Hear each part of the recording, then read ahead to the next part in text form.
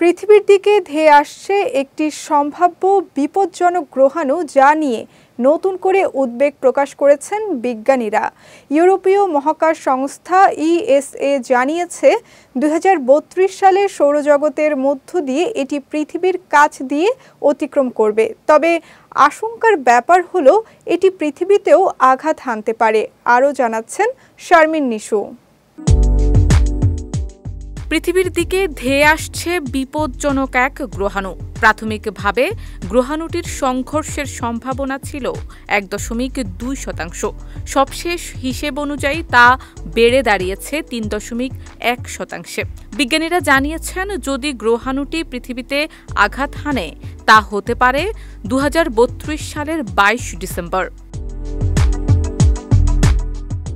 নাসার ইঞ্জিনিয়ারদের মতে 2% সম্ভাবনাও সত্যি হলে এটি দক্ষিণ আমেরিকার উত্তরাংশ, প্রশান্ত মহাসাগর, দক্ষিণ এশিয়া, আরব সাগর বা আফ্রিকার কিছু অঞ্চলে আঘাত হানতে পারে।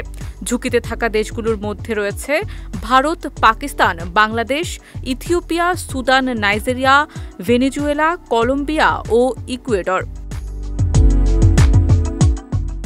2024 YR4 নামে পরিচিত এই গ্রহাণুটি প্রথম আবিষ্কার করা হয় 2024 সালের ডিসেম্বরে।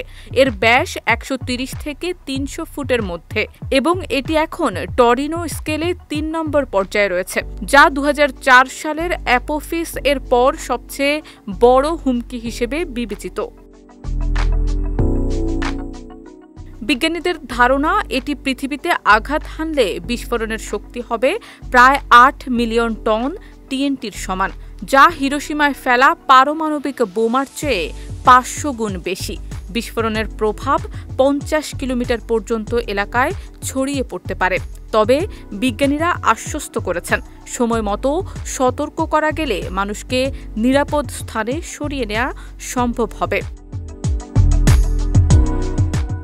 অ্যারিজোনার লওয়েল অবজারভেটরির গ্রহাণু বিশেষজ্ঞ টেডি কারেটা জানিয়েছেন, গ্রহাণুটির পৃথিবীতে আঘাত হানার সম্ভাবনা এখনও খুবই কম। তবু জাতিসংঘ ইতোমধ্যে প্ল্যানেটারি ডিফেন্স প্রোটোকল সক্রিয় করেছে। বিজ্ঞানীরা এর গতিপথ নিয়মিত পর্যবেক্ষণ করছেন এবং প্রয়োজনে কাইনেটিক ইম্প্যাক্ট পদ্ধতিতে এর গতি বদলানোর প্রস্তুতি নিচ্ছেন, যেটি নাসা 2023 সালে ডার্ট মিশনের মাধ্যমে সফলভাবে পরীক্ষা করেছিল। শারমিন নিশু, বিজয় টিভি নিউজ ডেস্ক।